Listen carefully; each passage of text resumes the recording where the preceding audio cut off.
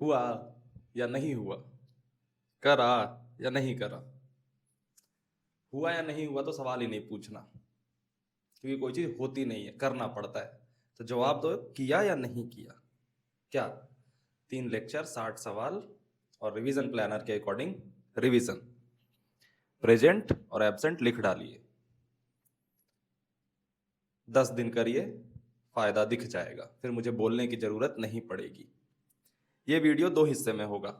पहला, 2 मिनट कुछ इंपॉर्टेंट बातें करूंगा, उसके बाद बताऊंगा कि जेन्युइन मेंटर कौन है। 2 वर्ड बड़े ध्यान से देखना, जेन्युइन और मेंटर, इस पे बात करेंगे। शुरुआत के 2 मिनट में ये कहना है कि बच्चे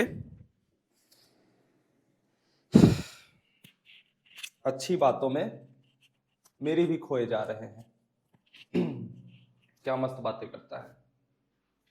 इन बातों का कोई फायदा नहीं अगर 360R नहीं हो रहा, सिलेक्ट नहीं होगे ना, सबसे ज्यादा मुझे ही गाली दोगे। तो 360R तुम्हारी प्रायोरिटी है। हर बार मुझे बताना नहीं पड़ना चाहिए। 6-7 महीने पहले मैंने जब शुरू करा था तुम्हारा रोज का अटेंडेंस लेना, उसी टाइम कह दिया था कि जीवन में कुछ भी प्रायोरिटी रखने से पहले ऊपर में 360R को प्रायोरिटी रखना, पढ़ाई हुई या नहीं। उसके बाद सारी बातें तुम्हें उस पढ़ाई वाले ट्रैक पे ले जाने में मदद करेंगी, नहीं तो सब बेकार हो जाएगा। मैंने एक रास्ता दे दिया 360R का, इससे IIT पहुंचोगे, एक कॉलेज। इस रास्ते पे बनाए रखने के लिए फिर मैं सारी बातें करता हूं। लेकिन अगर इन सारी बातों के ही जाल में फंसे रह गए और खुश होते रह गए और वो रास्ते पे बढ़ ही नहीं रहे, कोई फायदा नहीं, कुछ भी नहीं होगा लाडले, कुछ भी नहीं। एक अमृत है और एक जहर है, तुमने पिया ही नहीं।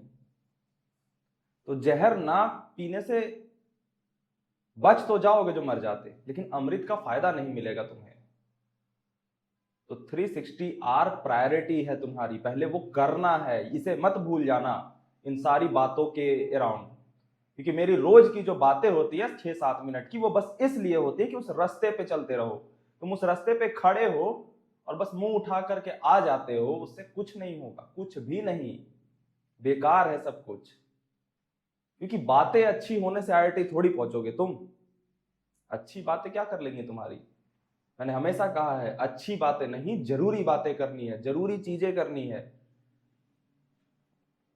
और तुम रास्ते पे खड़े हो, बस स्नेहित भैया क्या बात बोलते हो, आहा, मजा आ गया। लेकिन खड़े हो रास्ते पे, 360R में बढ़ ही नहीं रहे, तो अच्छी बातें को एडमायर करने से होगा क्या तुम्हारी लाइफ में। 100 लोगों के फैन बन के रह जाते हो, स्नेहित मिश्रा भी अच्छा लगने लग गया, उसके भी वाहवाही करने लग जाओगे, उससे तुम्हारा क्या जीवन बदलेगा। हाँ, मेरा बदलेगा। वीडियो के शुरू में ऐड आ गया होगा ना, अब तुम तारीफ करो चाहे शिकायत करो, वो बैलेंस आ गया, रेवेन्यू बढ़ गया। तुम जीवन कब बदलोगे, या मेरा जीवन बदलने का ठेका ले रखा है। 360R प्रायोरिटी है, लिख लो। पानी पीऊं या नहीं, 360R कर लिया, उसे करने में पानी पीना मदद कर रहा है ना, तो पानी पियो और चलो। पानी बिना पिए बढ़िया चल पा रहे हो तो बिना पानी पिए चलो फिर। उसी तरीके से मैं जो ये गाइड कर रहा हूं तुम्हें हर दिन आकर के, अलग अलग मुद्दों पर, अलग अलग प्रॉब्लम्स पे, कि मेरा बच्चा भटक ना जाए। क्योंकि भटकते कैसे, हम सीधे रास्ते पे चल रहे हैं, अगर कोई भटकाव नहीं आएगा तो हम आराम से पहुंच जाएंगे ना डेस्टिनेशन तक। लेकिन IIT की तैयारी ऐसी होती नहीं है, सिंपल सा 360R करना है, पहुंच जाओगे IIT तक। लेकिन रास्ते में तुम्हें 1000 तरीके के लोग आएंगे, 1000 तरीके की चीजें आएंगी, जो उस रास्ते से बोलेंगी 2 मिनट इधर आजा, आजा मेरे राजा, 2 मिनट इधर।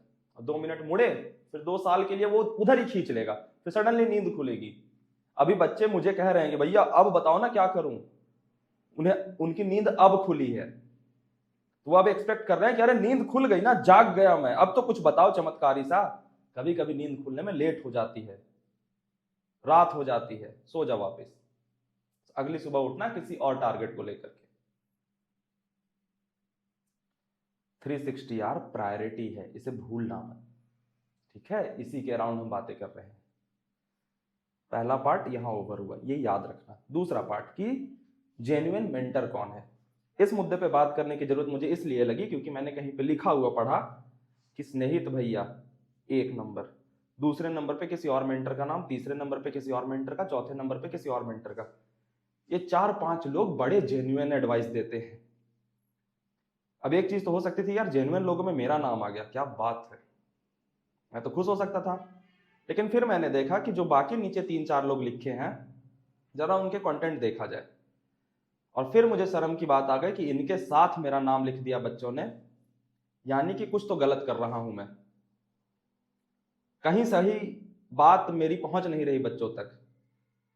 क्योंकि आपको जिस घड़े में डाल दिया जाता है, आप नोटिस करना कि आपके आसपास के लोग जैसे हैं ना, आपको बच्चे उस तरीके का समझ रहे हैं। तो मैंने फिर ये वर्ड उठाया, जेन्युइन मेंटर, कि मैं जो बातें कह रहा हूं 3-4 लोग उसके बिल्कुल उलट बातें कह रहे हैं, फिर भी ये 4 लोग एक साथ कैसे बच्चे के दिमाग में आ सकते हैं। 180 डिग्री शिफ्ट है दोनों की बातों में, तीनों की बातों में, चारों की बातों में। तो फिर मुझे समझ आया कि बच्चा वो मेंटर को प्रायोरिटी रख के वो 4 लोगों की लिस्ट नहीं तैयार कर रहा, वो जेन्युइन को प्रायोरिटी रख के इन 4 लोगों की लिस्ट तैयार कर रहा है। और जेन्युइन को समझना बहुत इंपॉर्टेंट है, और इसके माया जाल को भी समझना बहुत इंपॉर्टेंट है। नहीं तो गलत व्यक्ति के पीछे पड़े रह जाओगे सिर्फ इस वजह से कि वो जेन्युइन लगता है। जेन्युइनिटी का करोगे क्या? जेन्युइन पता है क्या होता है? जेन्युइन का मतलब होता है असली, जो नकली ना हो, ठीक है। लेकिन असली लगना और नकली ना लगना एक परसेप्शन है, बस एक इमेज जो तुम्हें लगता है कि अच्छा इस खास तरीके से कोई व्यक्ति बिहेव करता है तो वो जेन्युइन है। बट वो बिहेवियर तो कोई प्रिटेंड भी कर सकता है ना। और प्रिटेंड करना या ना करना छोड़ो, हर किसी के जेन्युइन लगने का क्राइटेरिया अलग होता है। एक उदाहरण से देता हूं, मान लो कि कोई बॉलीवुड की एक्ट्रेस है जो इंटरव्यू दे रही है, उसे किसी ने सामने से बड़ा सिंपल सा जोक सुनाया जो तुम्हारी नजर में बड़ा सिंपल है, लेकिन वो बहुत ज्यादा हंसने लगी। तो उसके नीचे कमेंट आते हैं कि इतना ओवर एक्टिंग क्यों कर रही है यार। वो ओवर एक्टिंग नहीं कर रही, वो उसका रियल रिस्पॉन्स है। बट तुम्हारी दुनिया में इस चुटकुले पे इतना हंसा जाना ओवर माना जाता है। तुमने जो अपने इमेजिनेशन में दुनिया बना रखी है, तुम्हारे जो आसपास का कल्चर है, उसके अकॉर्डिंग ये जो चुटकुला है, इस पे इतना हंसना, एक्सप्रेस करना एक फेक बात मानी जाती है। तो वो भले ही एक्ट्रेस अपनी एक्सप्रेशन को जेन्युइन रख के और हंस रही होगी, तुम्हें वो फेक लगेगा और तुम्हें वो व्यक्ति फेक लगने लगेगा। उसी तरीके से उस एक्ट्रेस को तुम इस चुटकुले पे एकदम बिल्कुल नॉर्मल रह जाओ, उसे आप फेक लगोगे, लगता है ये जानबूझ के कंट्रोल कर रहा है या कर रही है मैच्योर दिखने के लिए। तो जेन्युइन और फेक सिर्फ एक इमेज है जो तुम मानते हो। तुम मुझे 4-5 लोगों को फॉलो कर रहे हो, ठीक है, मुझे बख्श दो, मुझे इसलिए फॉलो मत करना कि मैं तुम्हें जेन्युइन लगता हूं, क्योंकि मैं किसी और के परसेप्शन में उसे फेक लगता होऊंगा, और किसी तीसरे के परसेप्शन में इररिलेवेंट लगता होऊंगा, किसी चौथे के परसेप्शन में बहुत सुपर टैलेंटेड लगता होऊंगा। ये सारा परसेप्शन है, ये सारी तुम्हारी इमेजिनेशन है। इसमें एक चीज छूट रही, जो दूसरा वर्ड था जेन्युइन के बाद, मेंटर। वो मेंटरशिप, वो बात क्या कह रहा है, वो साइड हो जाता है। जब हमें कोई व्यक्ति अच्छा लगने लगता है ना, तो उसकी कमियां भी हम साइडलाइन करके उसे अच्छा मान लेते हैं। जब कोई व्यक्ति की मन में तुम्हारी इमेज होगी ना कि ये अच्छा है, तो उसकी गलती, जैसे मान लो विराट कोहली, विराट कोहली को आप अच्छे क्रिकेटर मानते हो, तो वो 10 दिन खराब भी परफॉर्म करेगा तो वो उसकी परफॉर्मेंस आपको उतनी खराब नहीं लगेगी जितना कोई खराब क्रिकेटर खराब परफॉर्म करने पे लगता। परफॉर्मेंस सेम होगी बट वहां पे उतनी खराब नहीं लगेगी। ये सारा इमेज का खेल है जो तुमने अपने मन में बना रखा है, और इसी इमेज में फंसे रहोगे ना, तो एक इंसान जो तुम्हें मान लो कि तुम्हारे इमेजिनेशन के अकॉर्डिंग जेन्युइन लग रहा है, लेकिन वो बात बिल्कुल बकवास कर रहा है, लेकिन चूंकि वो तुम्हें जेन्युइन लगता है, उसकी बकवास बात भी तुम्हारी बायसनेस की वजह से सेंस बनाने लगेंगी। जेन्युइन लगने के लिए क्या करना पड़ता है? खुद को थोड़ा सा डाउन करके वल्नरेबल दिखाना पड़ता है। मैं कभी ओपनली बोलता नहीं हूं, बट मैं बता रहा हूं, निशान जिंदल, उस व्यक्ति की गाइडेंस बिल्कुल अच्छी होती है, एवरेज लोगों से तो अच्छी ही होती है, बट उनके साथ प्रॉब्लम क्या है कि उनकी टोन बच्चे को जेन्युइन नहीं लगती। तो बच्चे को जब जेन्युइन नहीं लग रही, तो जस्ट टोन की वजह से उनकी अच्छी गाइडेंस को भी निग्लेक्ट कर रहे हैं बच्चे। एक एग्जाम्पल दिया, पर्सन को मत पकड़ लेना, ठीक है।